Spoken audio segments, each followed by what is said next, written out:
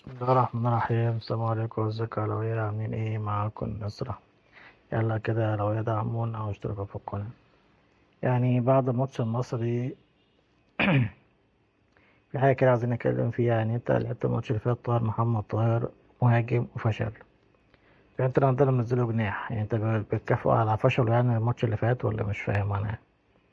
يعني انت ليه بتلعب؟ ليه تضيع 45 دقيقة في طاهر محمد طاهر ما عملش حاجة؟ شاط كورة في السماء، ما بيدافعش، ما بيهاجمش، ما بيبصيش كورة عدلة خالص. فمش فاهم انت ليه يعني ماسك في طار محمد طارق؟ يعني مش هو النجم بتاعك، يعني فاهم؟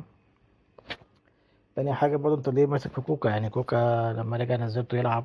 طب انت ليه؟ يعني انت ليه يعني؟ ما شكري موجود يعني، ومش تاني تطلع كوكا وطلع ديانج وتلعب كوكا؟ حاجات غريبة جدا جدا جدا بيعملها المدرب ده. يا أهلاوية دعمونا واشتركوا في القناة. السلام عليكم.